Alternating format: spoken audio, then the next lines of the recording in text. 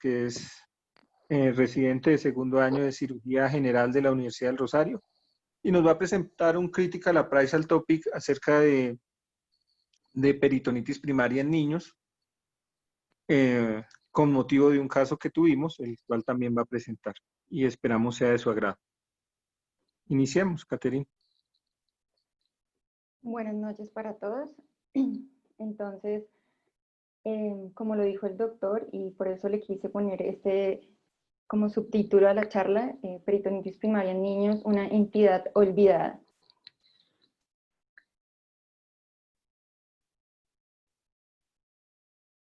Entonces, para comenzar, pues el caso fue una paciente femenina de 10 años, quien ingresó por un cuadro clínico de un día de evolución, con dolor abdominal generalizado, predominio en mi abdomen inferior, no asociado a emesis, no presentaba fiebre ni otra sintomatología asociada. Como antecedentes de importancia patológicos, la paciente, pues la madre refería que en la infancia fue diagnosticada con el reflujo vesicoureteral bilateral, que manifestó incluso hidronefrosis, sin embargo, con resolución con el paso de los años, y con un antecedente quirúrgico reciente de una apendicectomía vía abierta en febrero del 2020, fue extrainstitucional, sin otros antecedentes de importancia. La valoramos, la paciente se encuentra en regulares condiciones generales, con deshidratación grado 1, taquicárdica, taquipneica y febril. Cuando la valoramos, la paciente ya se encuentra febril. Las escleras anictéricas, la mucosa oral se encontraba seca, y en el abdomen con dolor a la palpación generalizada y signos francos de irritación peritoneal.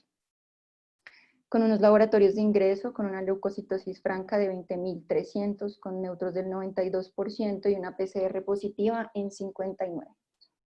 Con los hallazgos clínicos y principalmente dado la irritación peritoneal de 4 cuadrantes, se decide llevar a una laparoscopia diagnóstica, en donde encontramos una peritonitis generalizada de 4 cuadrantes, con el muñón apendicular sano. No había evidencia de disrupciones en el tracto gastrointestinal, el útero y los anexos se encontraban sanos, el hígado y la vesícula sin lesiones. En realidad, lo único que se encontró fue la peritonitis. Entonces, con este caso, pues quisimos, es el motivo de esta charla. Lo primero fue la búsqueda en la base de datos, en ScienceDirect y en PubMed. En realidad, solo pude usar 3 términos: el primary peritonitis, spontaneous peritonitis y child, dado que hay muy poca información en la literatura. De por sí en adultos es muy poca la información. En niños solo encontramos reportes de casos, que es lo que vamos a ir viendo y contando a lo largo de la charla. Entonces, por eso mismo el objetivo es realizar una recopilación de los reportes de caso publicados en la literatura. Entonces, lo más importante y lo que nos trae a colación, pues, es hablar del peritoneo. Recordar que es la membrana serosa que forma el revestimiento de la cavidad abdominal, que va a cubrir y sostener la mayoría de los órganos intraabdominales y va a servir como conducto para los vasos sanguíneos, los linfáticos y los nervios. Desde un punto de vista más biológico, es una membrana estéril, semipermeable, con múltiples poros, y va a permitir un flujo de solutos y de agua desde el sistema vascular, que ya les mencioné, hacia la cavidad peritoneal y viceversa. Y todo esto pues va a ser a través de un mecanismo de difusión.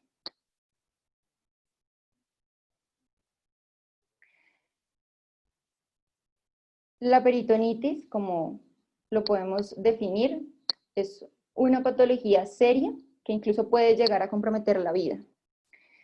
La pérdida rápida y masiva de líquidos y electrolitos, secundaria al aumento de las pérdidas insensibles, que en los niños son tan importantes, los episodios eméticos, y pues por supuesto va a haber un secuestro hacia un tercer espacio con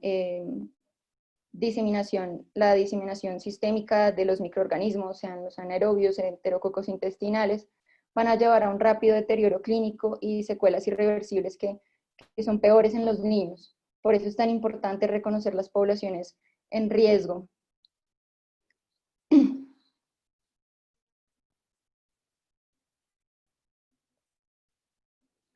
Entonces, como definición, la peritonitis espontánea primaria es aquella en donde encontramos una infección de la cavidad abdominal en ausencia de una fuente identificable.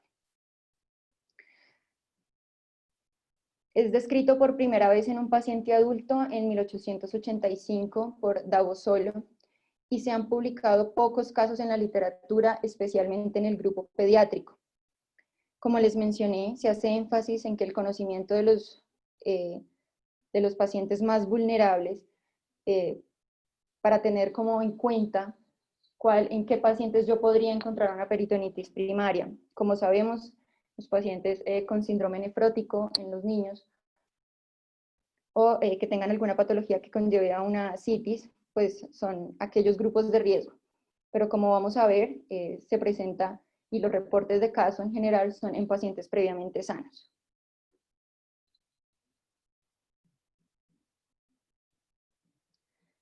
En cuanto a la epidemiología, como les he venido mencionando, es muy infrecuente y corresponde del 1 al 3% aproximadamente de todas las emergencias pediátricas abdominales. Es más frecuente en mujeres y la edad media de incidencia se sitúa entre los 4 y los 9 años. Y pues como ya les mencioné, se asocia a condiciones hepáticas o renales como el síndrome nefrótico y la cirrosis hepática.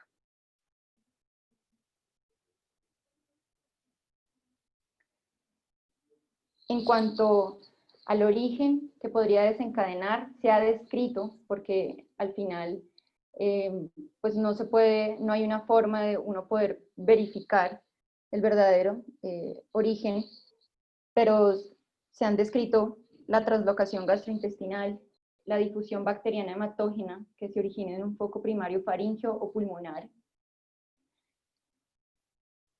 el origen linfático, el origen urinario, u un origen del tracto genital en niñas. Pero pues quiero hacer recalco en que la patogénesis va a continuar siendo incierta. E incluso es más probable que más de un mecanismo esté implicado en la patogenia de la peritonitis. Entonces, en cuanto a los agentes etiológicos más comunes, el agente más aislado en niños es el Streptococcus pneumoniae, seguido de Streptococcus pyogenes, Staphylococcus aureus. Aunque en las series más recientes se ha aislado enterobacterias como E. coli y Klebsiella, que en las primeras series de casos eran más comunes en adultos.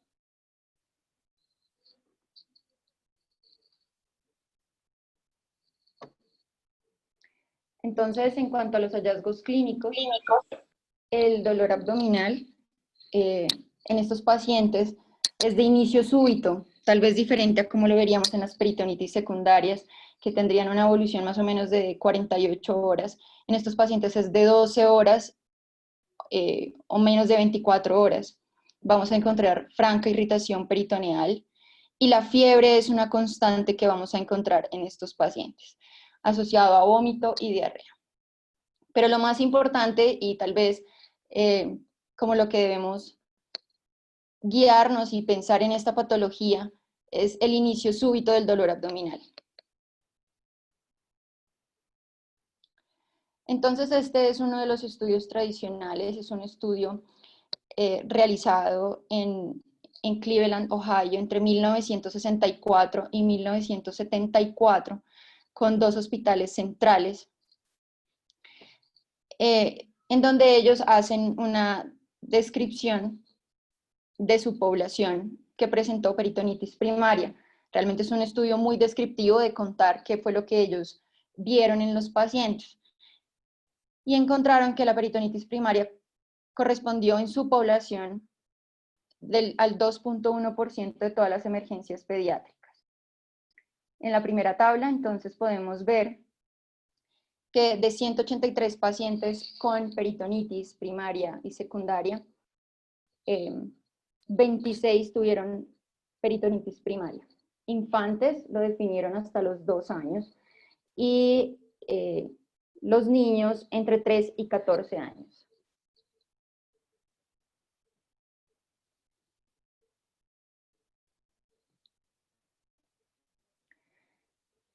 Dentro de los hallazgos, pues, los resultados de su estudio, en cuanto a los patógenos aislados, como podemos ver, en primer lugar estuvo el E. coli en 11 pacientes de los que presentaron peritonitis primaria, seguido de las pseudomonas, y luego se presentó un paciente en los demás microorganismos. Y en cuanto a los estreptococos, fueron 5 pacientes y el neumococo 4 pacientes. En la tabla número 3, que la podemos ver a la derecha, entonces decimos nuestras poblaciones de riesgo.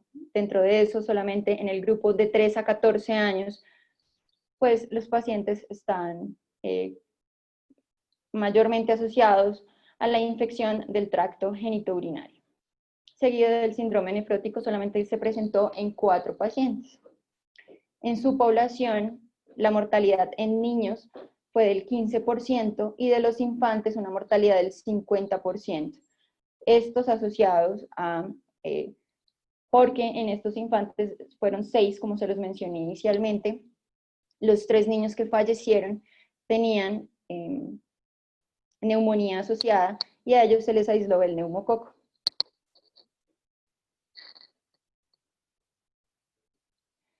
En este estudio de 1983, también descriptivo de su población en India, se incluyeron 31 pacientes entre 1970 y 1982. Y lo mismo, hacen una identificación etiológica de los microorganismos asociados y podemos ver que en primer lugar encontraron en su población el neumococo seguido del estreptococo en 2 pacientes.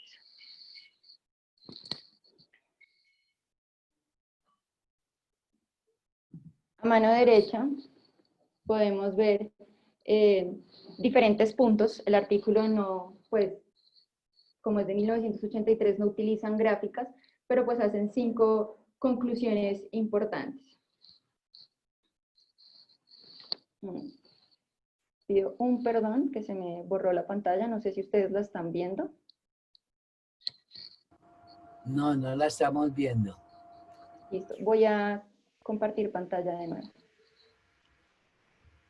Se fue aclarando, hasta que se desapareció. Sí, sí, señora, a mí me pasó lo mismo. Voy a dejar de compartir y volver a colocarla a ver si funciona.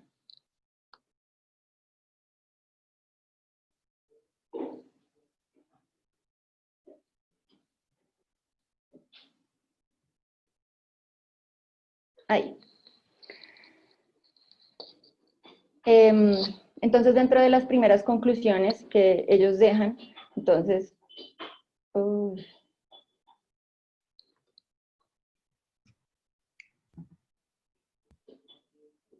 Hola, soy el asistente de Zoom. Actualmente existe un problema con su sesión. Por favor, pasar el anfitrión a Zoom Support para poder arreglar el error.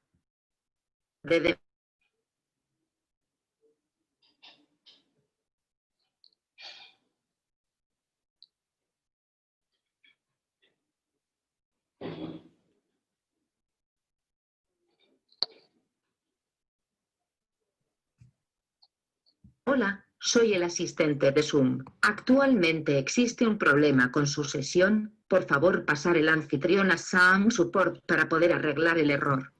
Página de demostración.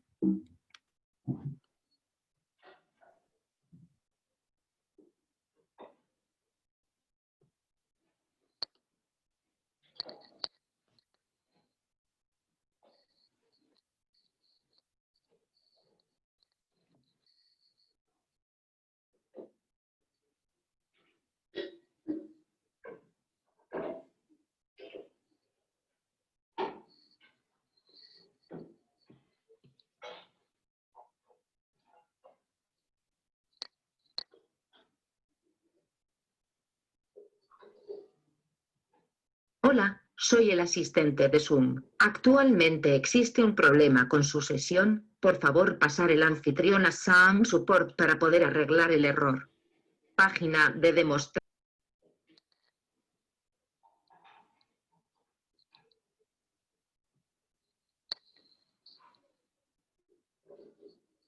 Listo.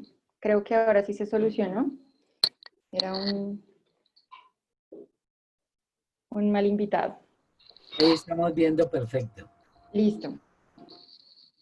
Entonces, como les venía comentando, los 5 resultados de este estudio que ellos dejan como conclusiones es, por supuesto, que desde la era de los antibióticos, la peritonitis primaria pues es muy rara y ha bajado su incidencia, y por supuesto que es más común en las mujeres jóvenes.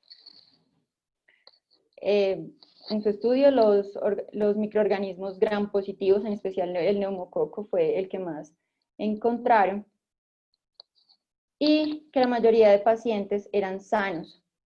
Y el síndrome nefrótico, como se los mencioné, solo se presentó en un paciente. En su estudio, los pacientes se presentaron con leucopenia y ellos plantean realizar un diagnóstico microbiológico preoperatorio a través pues, de hacerle un estudio de Gram al líquido peritoneal.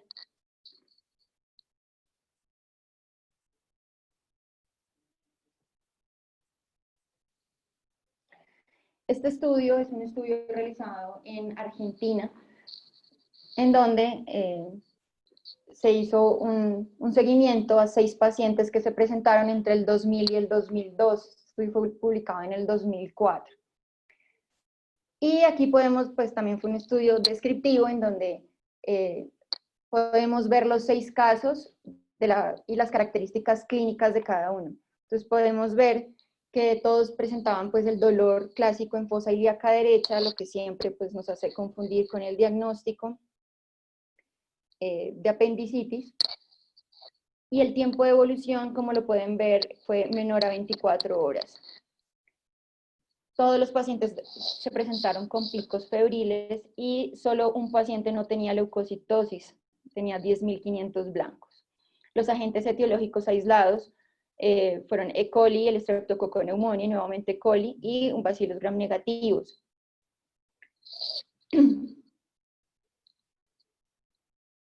En todos los pacientes tuvieron pues, una adecuada respuesta a la antibioticoterapia. Asimismo, no hubo mortalidad en estos 6 pacientes y se les dio egreso con éxito después de realizar pues, la identificación del agente etiológico y el redireccionamiento de la antibioticoterapia.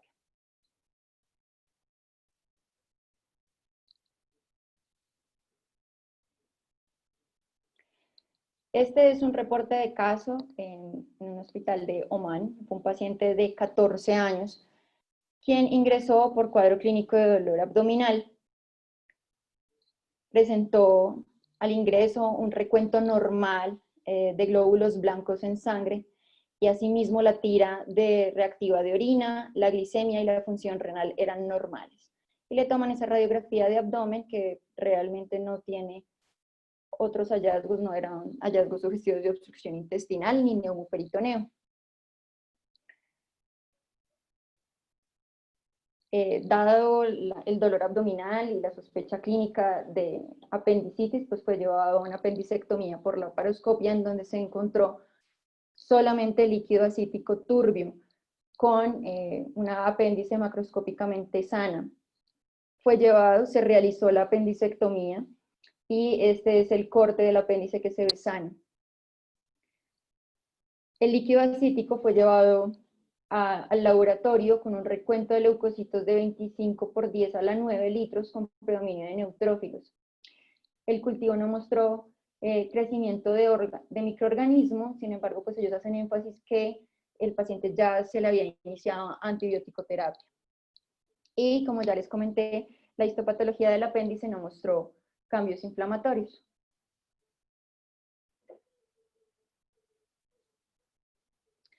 Entonces, ellos concluyen o reportan que el niño se recuperó sin incidentes después de la apendicectomía por laparoscopia y fue dado de alta después de completar el ciclo de antibióticos de amplio espectro, que se realizó con ceftriaxona.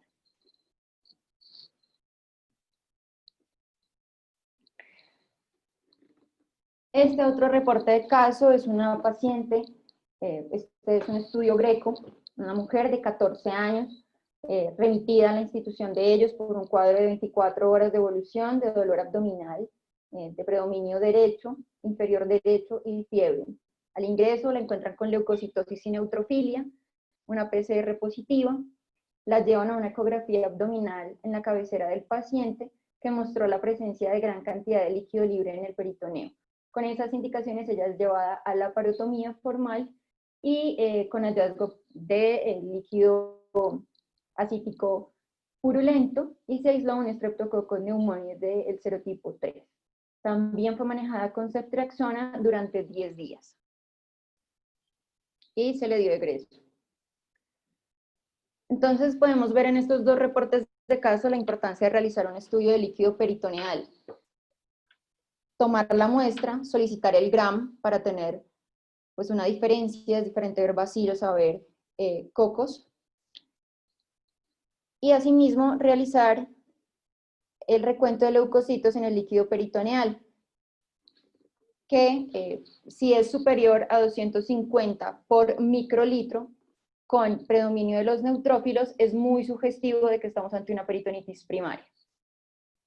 Asimismo, es con menor sensibilidad, un pH inferior a 7.35 y un lactato superior a 2.8.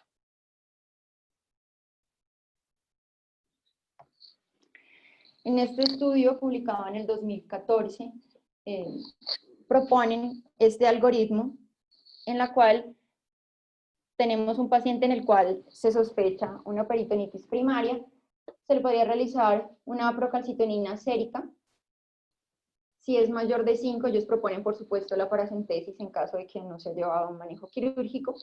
Y al estudio del líquido acítico, si tiene más de 250 polimorfonucleares por microlitro, se le debe iniciar la antibiótico-terapia empírica. Y pues por supuesto ya realizar después el cultivo y redireccionar la antibiótico-terapia de acuerdo al microorganismo y el espectro antibiótico.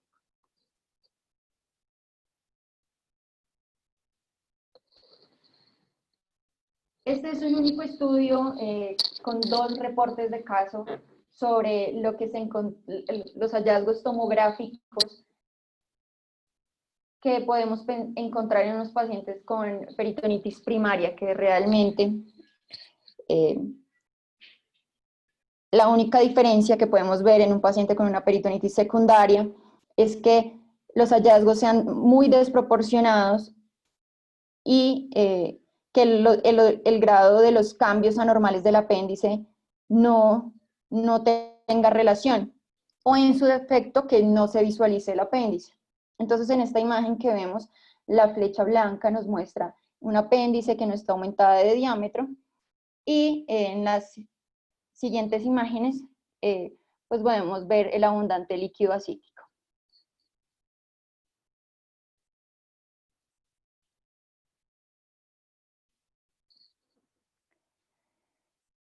En cuanto al tratamiento, entonces, pues lo que está claro es que la terapia empírica se debe iniciar lo antes posible para poder maximizar las posibilidades de supervivencia del paciente. Por supuesto, antes de iniciar el antibiótico, realizar una toma de cultivo para poder realizar un redireccionamiento de la terapia.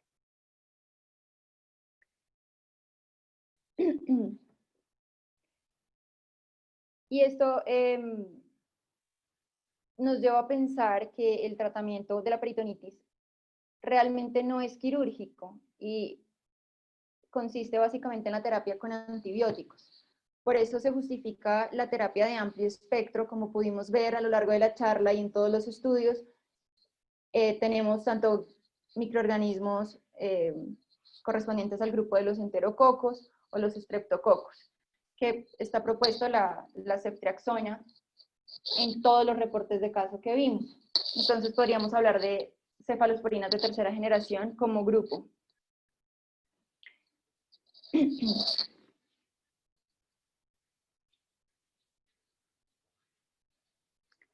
En este estudio, que ya se los mencioné, que fue el estudio de 1983, proponen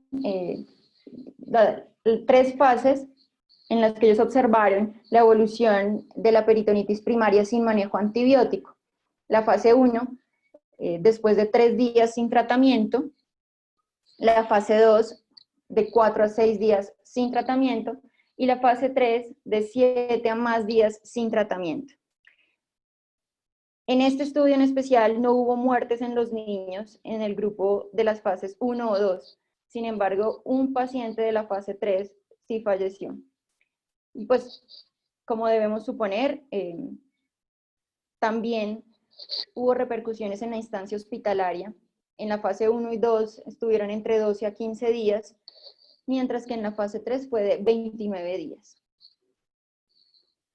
Entonces, esto nos recalca en la importancia de iniciar la antibiótico-terapia lo más ante la sospecha diagnóstica.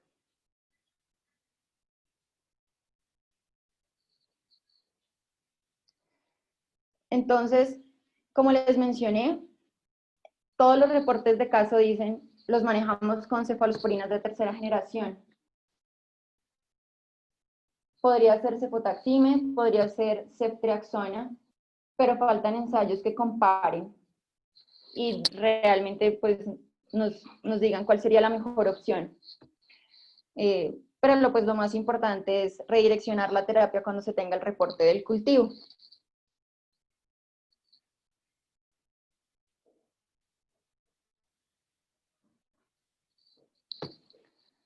Entonces, finalmente, para llevar a casa, siempre tener presente el diagnóstico de la peritonitis primaria en pacientes sanos, no solamente asociarlo a los pacientes con un síndrome nefrótico, sino tenerlo en cuenta también en los pacientes sanos. Y algo que me parece a recalcar, y más pues en un grupo quirúrgico, y es que la peritonitis primaria, su verdadero reto es hacer el diagnóstico sin cirugía. Si yo tengo la sospecha, darle el chance al paciente de realizarle una paracentesis y iniciar el manejo antibiótico. Y pues por supuesto la importancia que he recalcado de hacer la antibiótico-terapia empírica. Entonces, para finalizar sobre nuestro caso, la paciente se le realizó posteriormente un TAC de abdomen, al siguiente día posterior a la laparoscopia, sin hallazgos, un TAC de abdomen dentro de la normalidad, con un uroanálisis patológico y un urocultivo positivo para E. coli, a la cual se le dio manejo antibiótico. Muchísimas gracias. Bueno, muchas gracias, Catherine, por la exposición. Digamos que este es un tema, como lo puso ella, que pues me parece muy interesante desde el punto de vista de lo que es una patología en la que no pensamos, pero que está con mucha frecuencia ahí. Es una patología difícil de diagnosticar porque pues usted tiene evidentemente que demostrar que es primaria, o sea, que no tiene algo más para achacarle a esto. Y generalmente pues digamos que nosotros tenemos la tendencia incluso pues a veces a dejar las periapendicitis, que he visto un par de casos de este tipo con peritonitis primaria, que uno manda el apéndice, le dicen pues que no tenía evidentemente algo como para peritonitis, y uno se devuelve y se da cuenta que pudo haber sido una peritonitis primaria y una periapendicitis realmente. Entonces pues digamos que esto es muy importante. Pues consideramos que este paciente, digamos que queda uno como con la duda de si fue una peritonitis primaria o simplemente fue toda la reacción de una pielonefritis tan severa como la que tenía esa paciente. Sin embargo, pues era evidente que tenía pus en la cavidad por los hallazgos y por todo lo que nos dijo la cirujana que lo operó. Entonces, pues nos pareció muy importante este caso.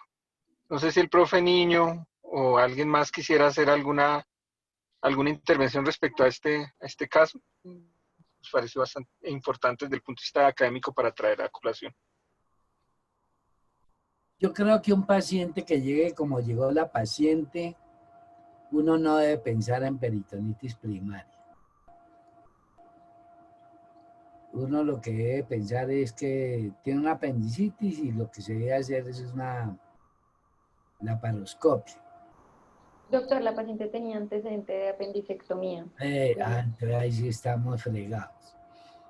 Sí, sí, señor. Pero la paciente llegó francamente irritada, por eso fue la conducta. Debió llevar a cirugía. Insisto que si es un paciente sano, uno lo lleva a cirugía.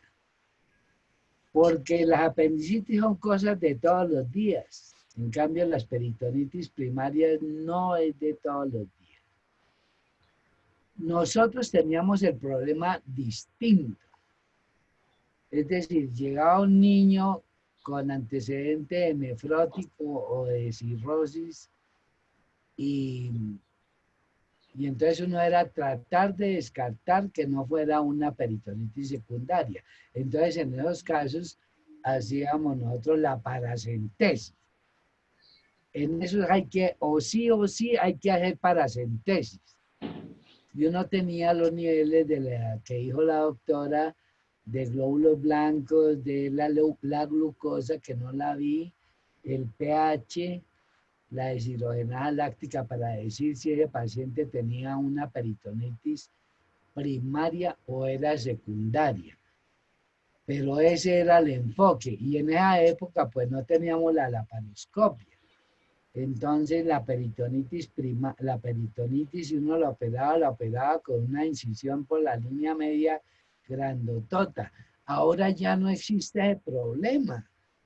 Uno mete el laparoscopio y inspecciona la cavidad peritoneal y sale ese problema rápidamente. Otro problema que tuvimos en esa época era que eran peritonitis por gram positivos y comenzaron a aparecer reportes o informes de gran negativos y la E. coli cogió punta, pero punta, y otro que veíamos en esa época era el Haemophilus influenza, que no lo vi en los listados que usted presentó Klebsiella. Y afortunadamente para esa época ya comenzaron a aparecer las cefalosporinas de tercera generación y eso era agua bendita, eso les pone uno eso. Y si es primario, eso mejoran, pero rápido. En cambio, cuando es secundario van empeorando, empeorando. Eso es lo que tengo que comentar.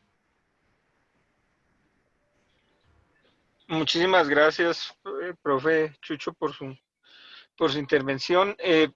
Pues sí, digamos que nosotros en este momento uno va sobre seguro en un abdomen agudo por la presencia de la laparoscopia. Entonces uno tiene la tendencia a ser un poco más liberal con el paso a cirugía de estos pacientes, porque sabe que pues el estrés quirúrgico va a ser un poco menor, que la secuela estética va a ser menor, que la secuela en bridas va a ser menor. Una pregunta, digamos, para la audiencia sería, uno entra, encuentra pus, encuentra un apéndice que no corresponde a la cantidad de pus que uno encuentra.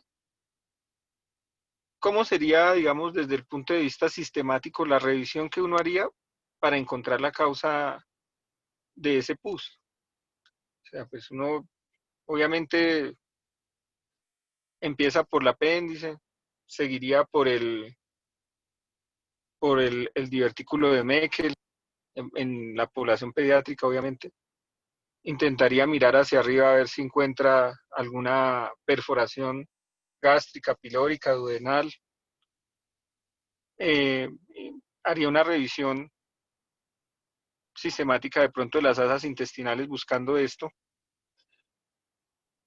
Y Y si uno no tiene digamos, uno se lleva a veces como la falsa sensación, por ejemplo, en este caso, que uno revisó toda la cavidad, pero evidentemente, por ejemplo, uno los riñones no los puede ver por la paroscopia, partes del duodeno no las puede ver por la paroscopia. Algunos, pues el retroperitoneo en general no lo puede ver por la paroscopia. Digamos, ¿alguien se ha enfrentado a esto? ¿Cuál es como el esquema mental que uno usa en esos casos para definitivamente rotular una peritonitis como primaria después de uno sentirse seguro de descartar todo lo que pudiera haber causado ese cuadro séptico abdominal? No sé si hay alguien que quisiera opinar al respecto.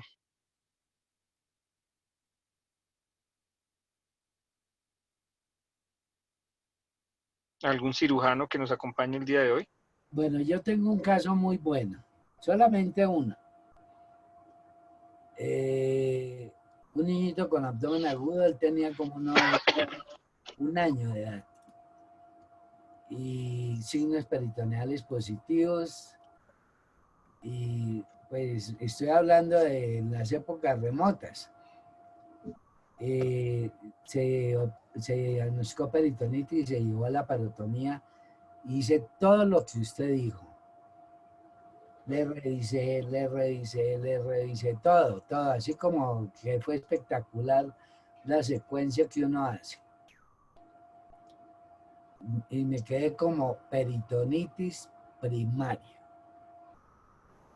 De pronto me puse a ver el retroperitoneo, eso de que ya voy a cerrar, y me puse a ver el retroperitoneo y había, haga de cuenta, un volcancito como el de un barro, el de un acné que haya, y por ahí botaba pus, y entonces abrí la boca del volcán y me metí al retroperitoneo y ahí sí me salió la cantidad de pus que usted quiera. Ese niño tenía una pionefrosis, tenía una pielonefritis, y entonces se volvió costumbre en el hospital que si uno se blanqueaba en una peritonitis y quedaba como primario, sin el cual no podía hacer el diagnóstico, es tener mínimo una ecografía para ver cómo están los riñones. Este niño tenía una estenosis pielonefritis, hizo una infección urinaria, hizo una pionefrosis, hizo un absceso perirrenal, se drenó a través del volcancito hacia el peritoneo y así fue como me lo encontré. Entonces uno debe estar alerta cuando diga primario. Eso no es así porque sí.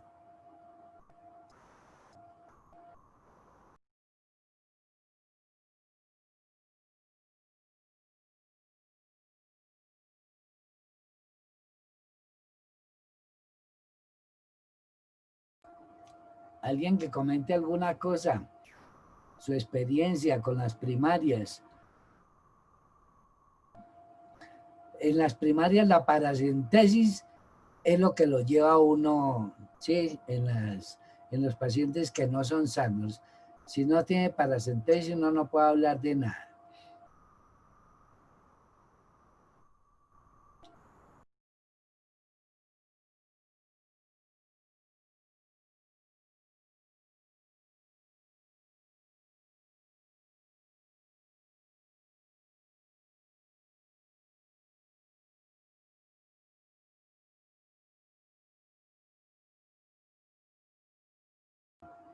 ¿Qué pasó con Andrés? ¿Qué pasó con los invitados? Queremos comentarios.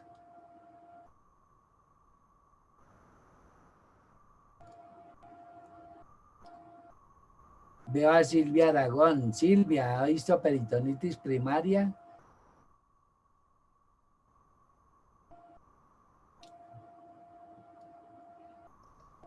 Buenas noches, ¿cómo están? Hola Silvia, ¿cómo vas? Bien, profe. La verdad, nunca he tenido un caso así de peritonitis primaria. Lo que usted menciona, profe, que pues es norma si uno entra a un apéndice y encuentra que el apéndice es macroscópicamente sano, si hay algún tipo de líquido, lo que sea, siempre hacemos una ecografía para mirar la parte renal, siempre antes de darle alta al paciente. Se debe a un caso que tuvimos en Santa María de un paciente que llegó por una dolor abdominal. Se entró a la paroscopia, encontraron el apéndice macroscópicamente sano, algo de líquido turbio, pero no era pues francamente una peritonitis. Al paciente se le dio salida y finalmente regresó y tenía un absceso del psoas. Ah, eso estuvo bueno. A mí me ha pasado ese Entonces, caso. Ese caso me ha pasado 2 veces. Entonces siempre pues esa apéndice macroscópicamente sana en un abdomen que inicialmente parecía agudo es algo que también uno tiene que tener pues mucho cuidado. Sé también de un caso que tuvo Osiris de una perforación duodenal, que también es algo que uno tiene que buscar muy bien por la paroscopia porque se le puede pasar. Entonces pues me parece que el orden que dijo Andrés es pues muy como metódico de revisar toda la cavidad muy bien, pero hay cosas que se le pueden pasar a unos en el retroperitoneo y otro tipo de diagnósticos, ¿no? Oiga, sí, muy bueno su comentario, muy bueno su comentario. Entonces, sí, por ejemplo, ese era un caso que yo quería traer a colación. Aquí tuvimos un paciente que se perforó con un palo de bombombún en el retroperitoneo, por ejemplo, en el duodeno. Y también tuvimos uno que era finalmente un absceso de psoas. Entonces, digamos que uno de las cosas más desafiantes en peritonitis primaria es efectivamente ponerle ese rótulo, porque uno tiene que pues estar muy seguro que no tiene una causa detrás. Tal vez eso es lo que yo agregaría pues en la charla. Es difícil llegar a ese diagnóstico más por el descarte de todo lo que pudiera pasar. Entonces, pues desde el punto de vista diagnóstico es muy desafiante. Coincido con usted, profe, o sea, si a mí me dicen en este momento de mi vida, hay un niño con irritación peritoneal y tiene un TAC lleno de líquido, pero tiene irritación peritoneal, creo que lo llevaría siempre a la paroscopia y echaría como hacia atrás, más que empezar por una paracentesis y echar hacia atrás. Lo que siempre sería como lo que yo pensaría de entrada, teniendo en cuenta pues que es más fácil, como diría alguien en Colombia, encontrar un caballo que una cebra, ¿sí? Es más fácil encontrarme una peritonitis por apendicitis que una peritonitis primaria, ¿no? Entonces creo que eso es como lo que yo pensaría. ¿Quiere agregar algo más, profe? Estamos aprendiendo mucho, mucho. La reunión pasada hablamos del síndrome de Valentino, que tenía una úlcera péptica perforada, pero que tenía macroscópicamente una apendicitis, pero tenía pus.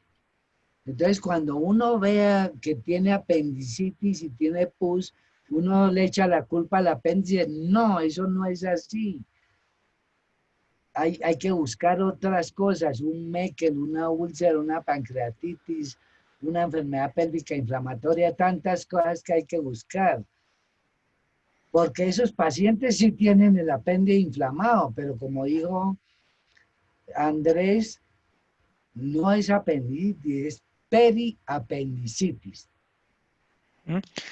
Ahora que usted menciona, profe, la enfermedad pélvica inflamatoria, yo recuerdo, y eso entra dentro de las curiosidades más que otra cosa, pero me gusta ponerlo de presente, un caso de una paciente que operé residente con el profesor Méndez.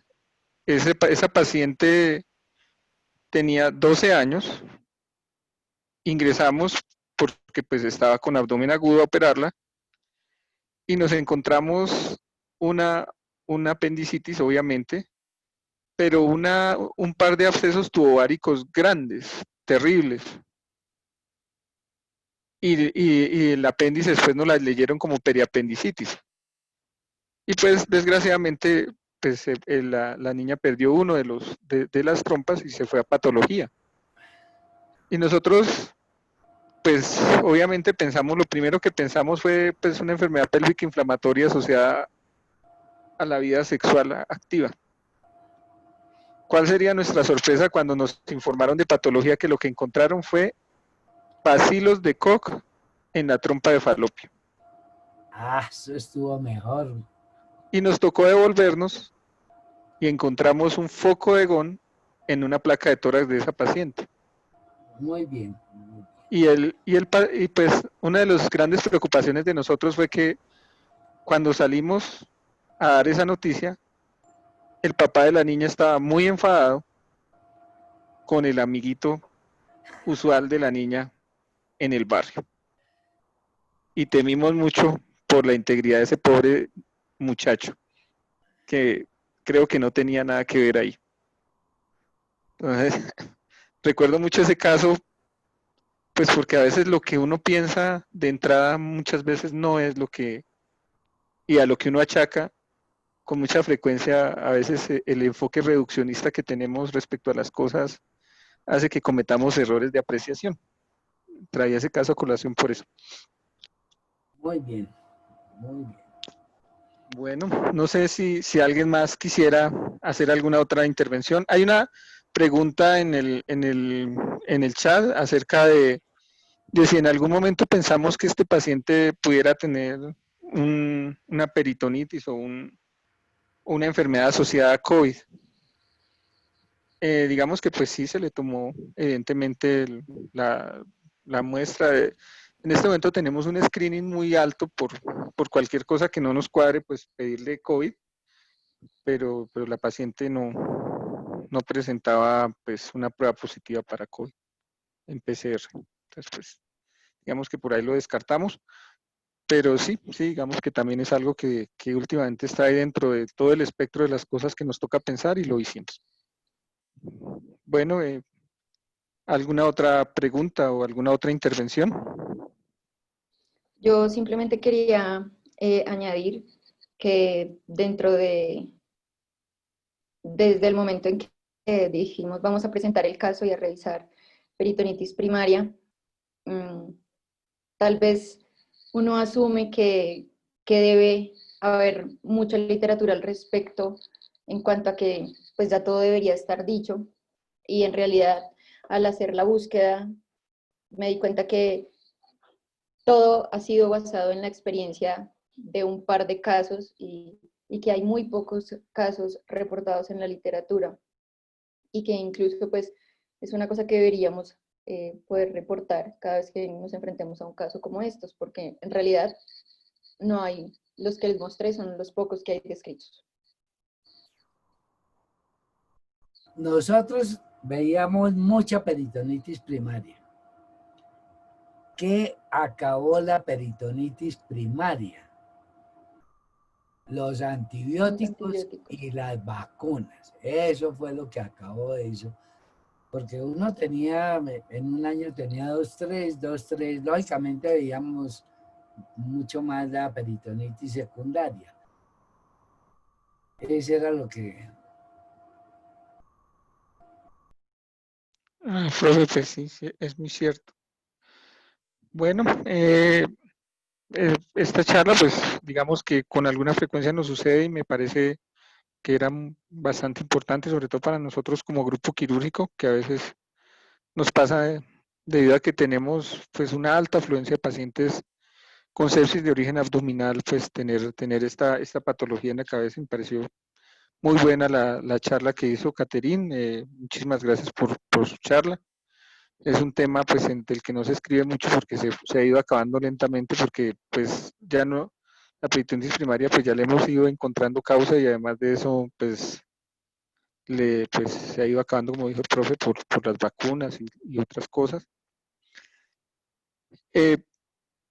Esperamos pues que la charla haya sido de su agrado. Esta charla va a quedar en el canal de YouTube por si alguien más quiere revisarla en el transcurso del tiempo. Cuando tengan algún paciente de este tipo, pues se pueden volver a la charla.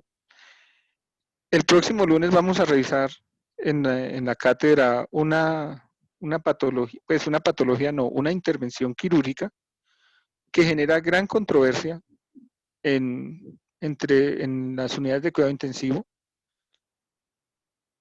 que también ha ido cayendo muy en desuso, pues dado las últimas cosas que se saben acerca de la traqueostomía, y cada vez es más restrictiva en las unidades de cuidado intensivo pediátrico, a diferencia de las unidades de cuidado intensivo de adultos, en las cuales pues la traqueostomía cada vez es pues incluso realizada por los mismos intensivistas con el advenimiento de la traqueostomía percutánea, hecha con fibrobroncoscopio. El lunes a las 7 de la noche los esperamos y agradecemos muchísimo la afluencia de público habitual que tenemos nosotros y esperamos pues la charla haya sido de su agrado. Muchísimas gracias por la atención prestada y esperamos verlos el lunes. Muchas gracias, profe, por sus intervenciones. Gracias, Andrés. Que pasen buena noche. Bueno, muchísimas gracias. Gracias, Chao, hasta profe. luego. Bueno, hasta luego. Gracias, profe. Muchas gracias por la charla. Hasta luego. Me gustó oírla. Eso fue espectacular. A mí también, profe. Un abrazo.